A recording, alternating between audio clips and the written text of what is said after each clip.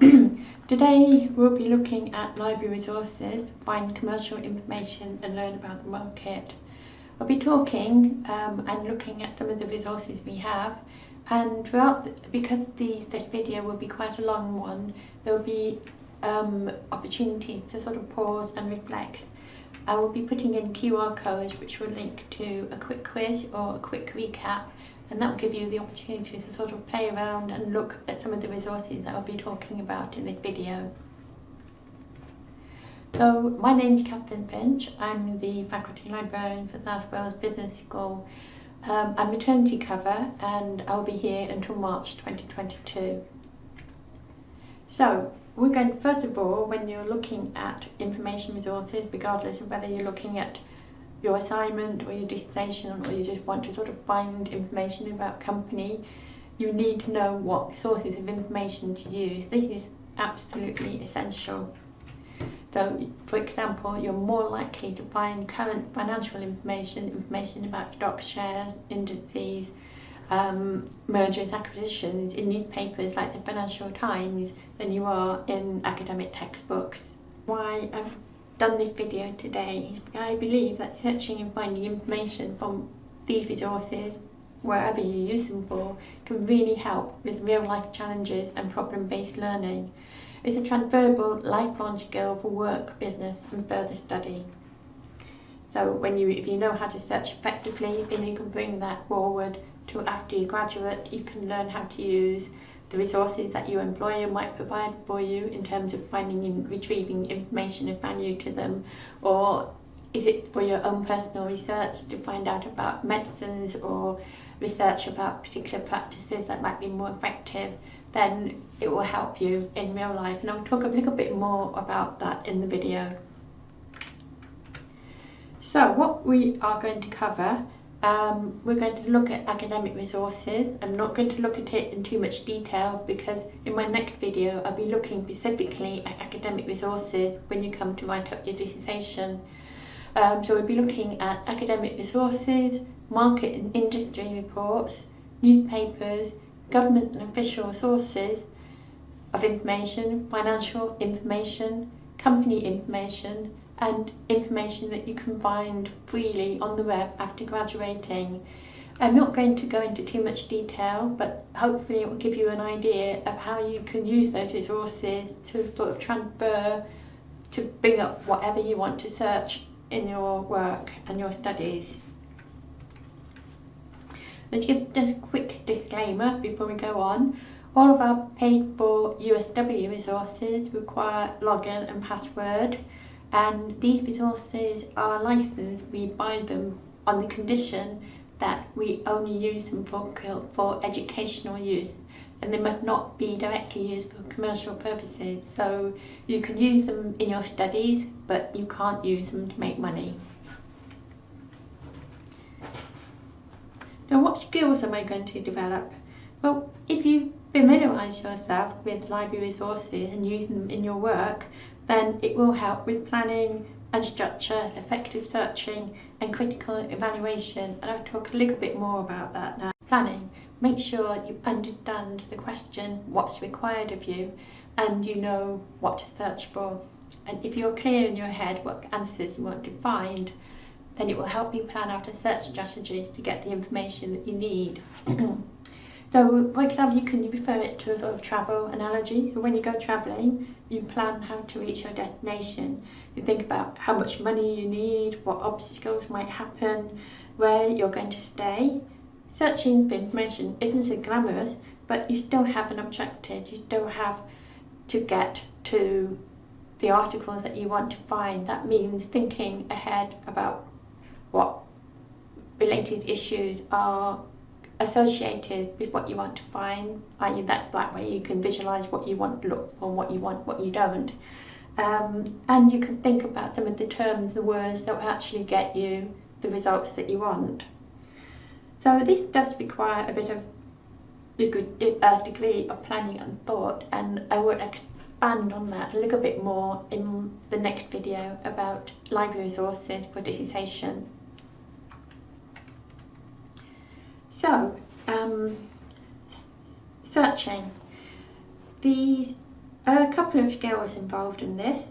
It's not just about searching any random search engine, it's also about knowing what to use to get that information. So, for example, books, as I mentioned earlier, books might be useful for learning about theories and business models, but they are not suited for getting up-to-date market reports or financial information because a book takes a long time to publish. It takes a long time to prepare, to proofread, edit, to lay out, to print, to publicise, and it could take up to about a year or 18 months. It's not an overnight process, so by the time the book is published, a lot of the information will be out of date. And a clear example is COVID.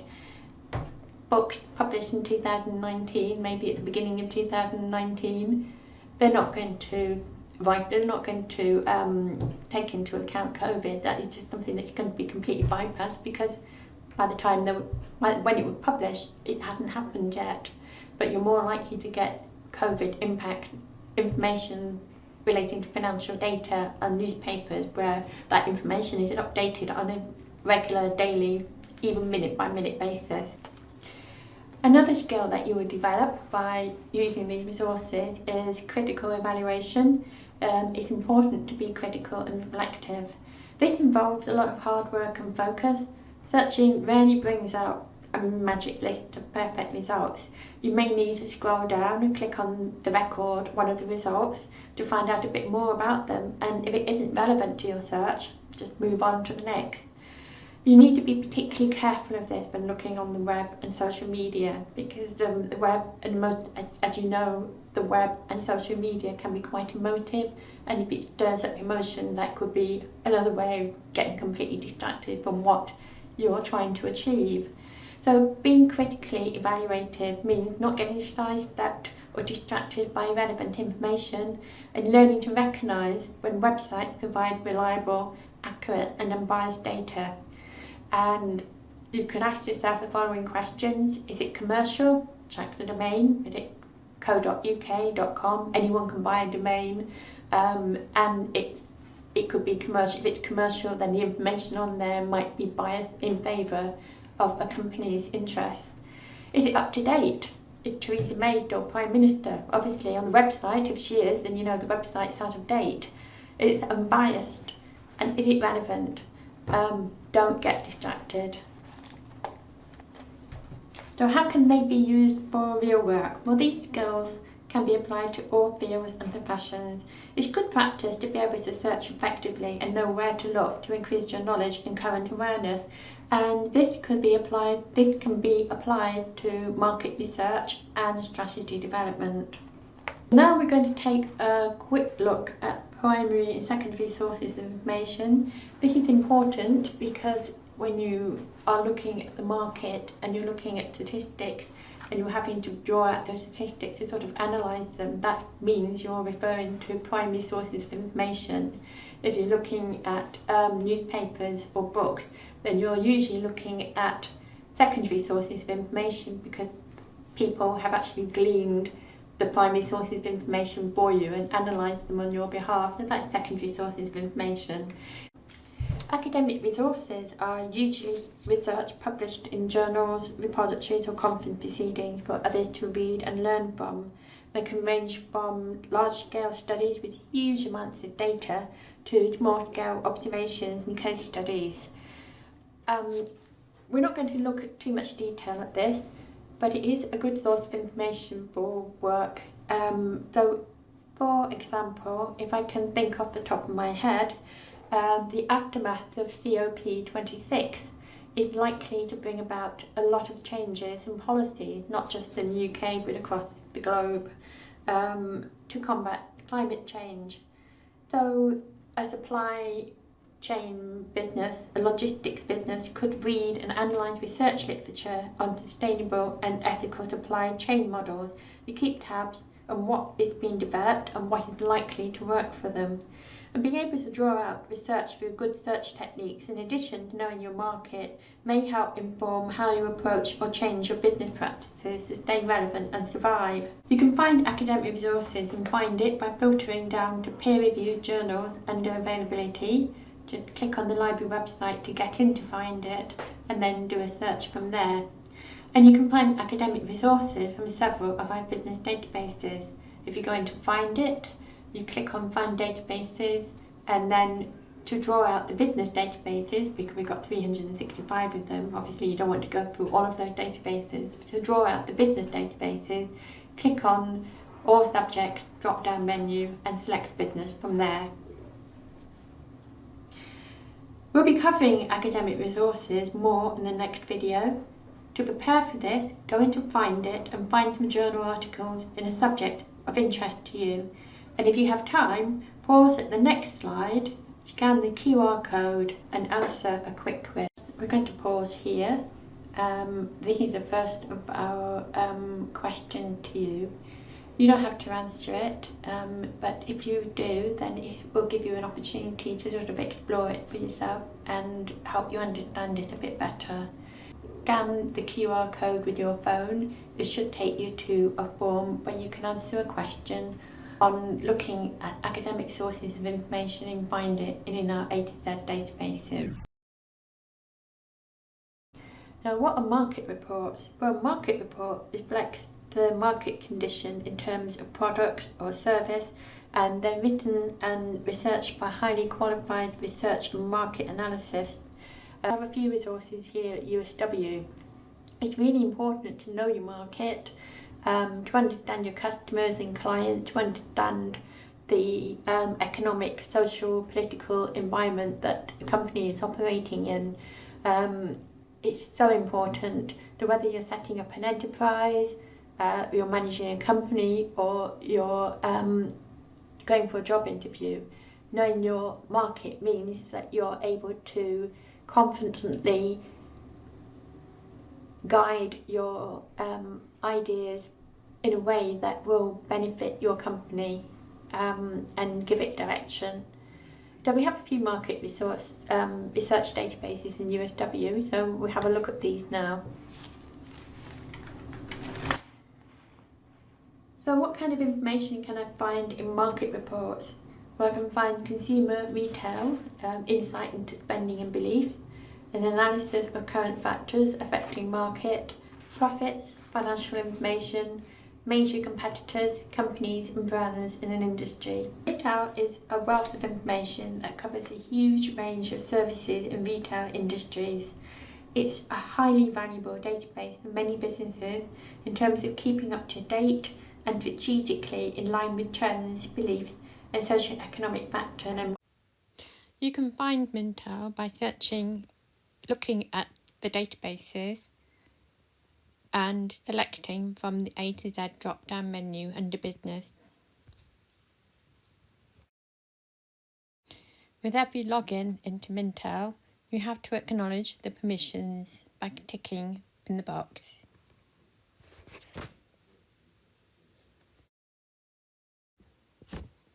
As you can see here, reports are divided into sections from categories of industry, trend drivers, region, demographics and COVID. You can select topic and browse through reports. You can also see how they're written, how they're structured, what methodology is used to compile and analyse the data, and you can read a bit more about the person who wrote it. It's just a really good source of information. Whilst Mintel is more thematic, it looks at the various socio-economic factors affecting consumer spending and beliefs, like sustainability, COVID and ethics. IBIS is about industry. In IBIS, you'll get market reports about specific industries rather than markets in general in terms of sustainability or spending or COVID or Brexit. IBIS focuses on the industry and then looks at those factors within each of those industries. I want to find out about logistics, road haulage transport in the UK. So I type in a keyword in the search engine, like freight, and I select the most relevant to me, the freight industry in the UK. I can get the full report. You can see their tables and charts and information. You can select to look at industry at a glance, or you can look at major companies. You can look at all the external factors affecting the industry, and it's structured in a really easy to read and visual way. Other sources of information are ABI Inform and Business Source Complete. These are very similar databases in content and in scope. Both contain a huge number of academic and scholarly articles from peer-reviewed journals, but they also have other types of information very useful for business and policy. This is an opportunity to pause for reflection at this point, so please scan this QR code and have a go at this exercise. What you need to do is to find a report in Mintel and answer 2 questions. Business is also about looking at external factors and drivers influencing change. If you're working on a strategy or policy for your organisation or business, you should look beyond the industry to see what environment it is operating in, what external factors are driving change. For example, are agreements made in COP26 likely to change law and impact businesses in future? And how can my business respond to that? So being aware of current issues, what's being reported in news media, in TV, newspapers, will help you understand the constantly changing macro and social political environment that businesses must operate in. To help you with this, you can read newspapers online. We have a full range of UK national newspapers in European Newsstream.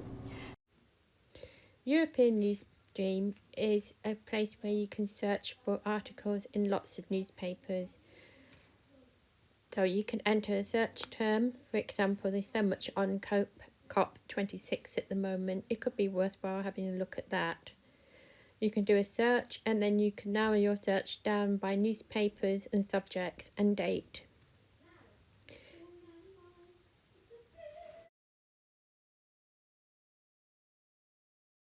If you need more help with using European Newsstream or any of the other databases I've covered today, then just get in touch, email me or book an appointment online. Something like COP26 will change and drive policy. You could use the UK Parliament site to see what has been or will be debated through Parliament that might potentially impact and change how business or organisations operate. You could also view the EU Parliament site or the Senate, the Welsh Parliament site as well for similar information. These are freely available. You don't need your student account to access these. There's also official sources of information on the web, so legal guidance. The government is always keen to help businesses and they provide documentation and guidance based on the latest legislation and framework.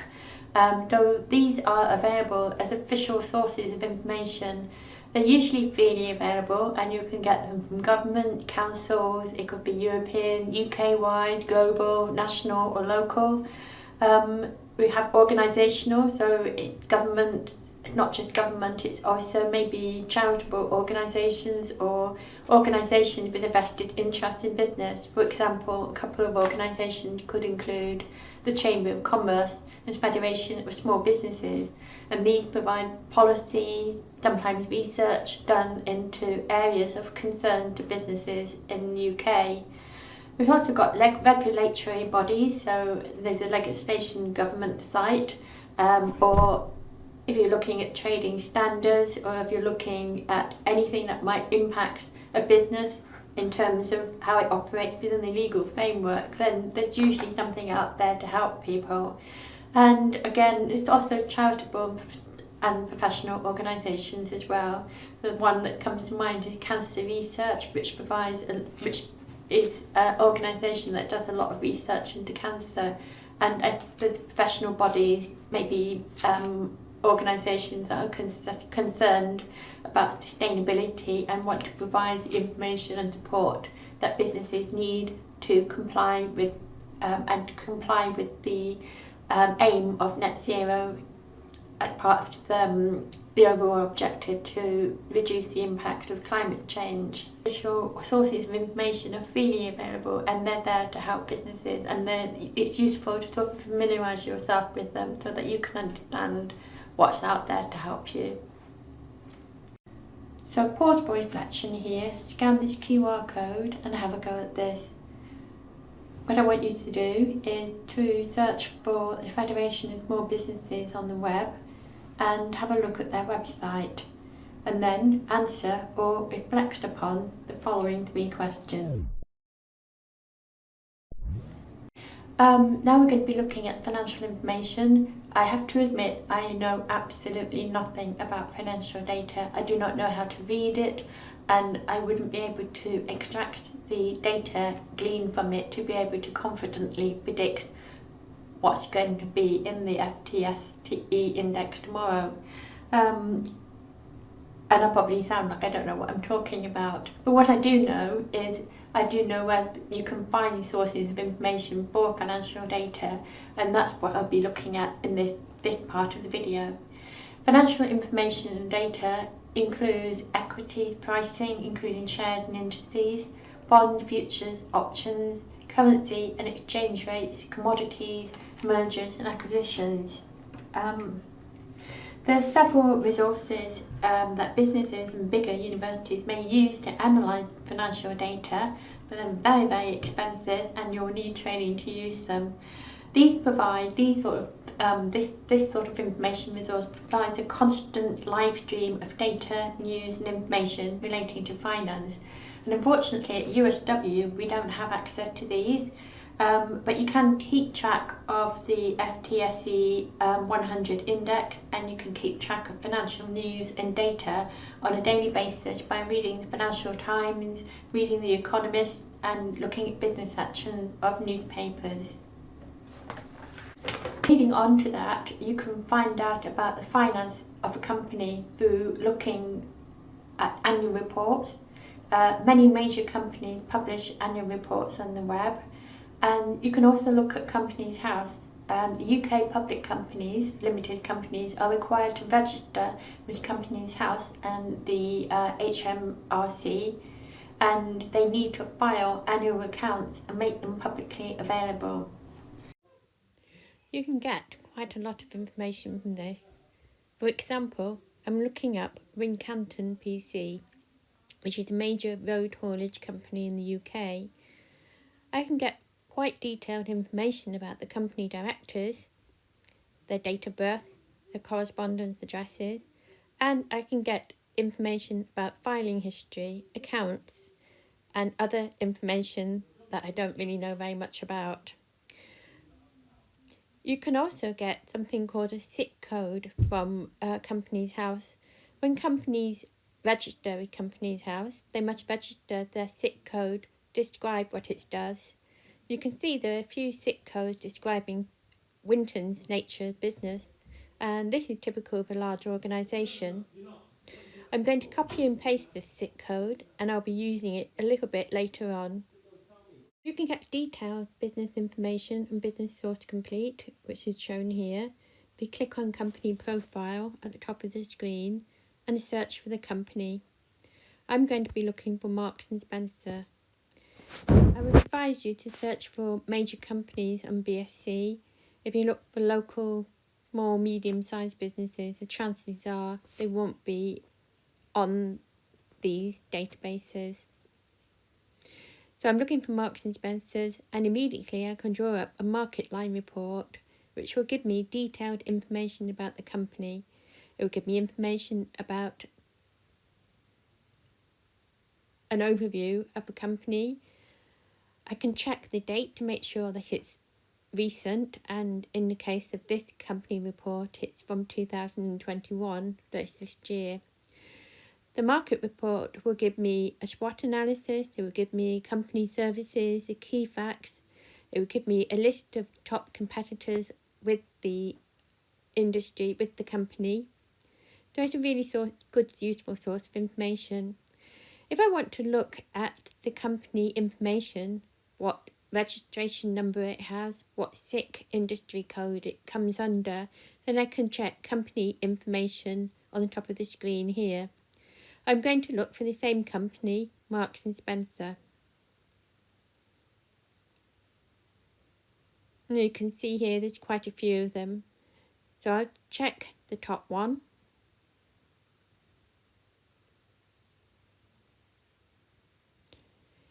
You can see the financials at the first page of this. You can also check to see who the chief executives are. You can check the code it comes under.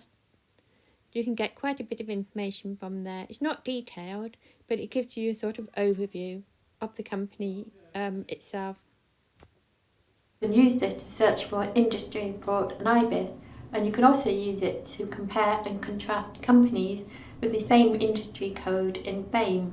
It's another one of our databases which I'll talk about later. So a SIC code is quite useful for being able to bring out quickly the key information you need when you're looking for commercial or business information. The SIC equivalent in the EU is NACE, that's NACE, and that is the EU Statistical Classification of Economic Activities, and in the United States it's NICE, and that stands for, that's NIACS, and that stands for North American Industry Classification System. BAME provides relatively detailed financial data for UK companies. In USW, we have access to 100,000 companies in the UK. And I'm going to have a look at BAME to show you how it works and what you can look at, what kind of information you can glean from it. If you understand financial data, then you'll probably be able to interpret it better than I can. But I can show you what it looks like, and I can show you how you can search for it as well. I'm looking for a company on BAME. I'm just going to look for one company to begin with, so we can have a look at how the information in BAME is structured. I'm looking at Wincanton PLC, which I looked at earlier in Companies House. The information you can see here is an overview, a visual representation of financial status of that company, what the turnover is, and all the other bits of financial information that you'll probably be able to read better than I can. Do you remember the SIC code I copied over from Companies House earlier? Well, I'm going to try and find a list of companies under that SIC code in BAME. So if I go into Industry Classification and insert the SIC code in this box,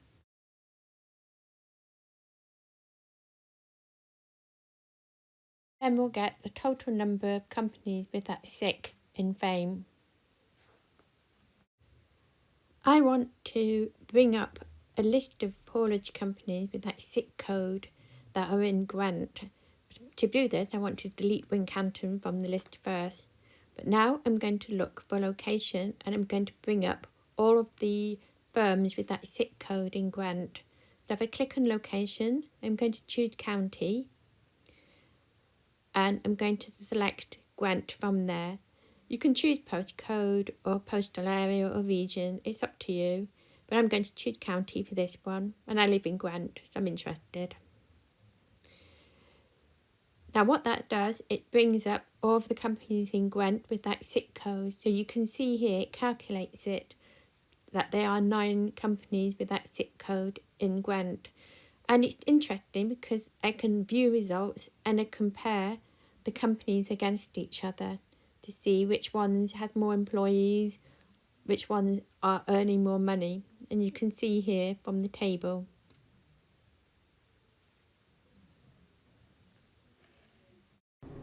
Now we're going to pause and reflection, scan this QR code and have a go at this. What I want you to do is use Companies House to find out more about a business. You can also use the questions to search on BAME, though I have to warn you, not all companies are listed in our own subscription to BAME. After graduating, a lot of the resources that we have now will not be available to you, but there are plenty of open access journals and increasingly number of good quality books freely available on the web. You can check out our USW Alumni Business Enterprise Guide. I'll show you here if you go through it. It covers a range of free information resources with links to advanced advice and guidance. and I will do a screencast and I will explain it in a bit more detail and hopefully relate it to open access resources that students can access after they leave. These USW alumni enterprise and business, though once you graduate, there are still many free valuable resources that you can use to look for commercial market information. Most councils in the UK will have business advisory services, and you can see here the selection of UK-based advisor business information services provided by the government in Wales and in England. We have Business Wales, we have the Business and IP Centre, which is based at the British Library in London, and it has an amazing source of information about business. And also you can register to join the City Business Library. Even if you don't live in London, you can still register to join, and you would have free access to a limited collection of high quality business databases and publications. As I mentioned earlier, there's a lot more open access resources becoming available, and if you click on this tab here, you can see lots of free resources where you can bring up commercial and business information to help you find out about your market and to know what's going on in the world of finance and business. Okay, so finally, thanks for listening. I hope you found this video useful. If you need further support with finding library resources for your work, whether it's your dissertation or your assignment, or you just want to find out more about the market and you're not sure where to look, I can provide advice and information on that. You can book an appointment. You can do it online, or you can email me directly. My email address is shown here, and after March 2022, Larry Williams will return to her job and you can contact her. Okay, so thank you for listening, all the best, and I'll see you next time.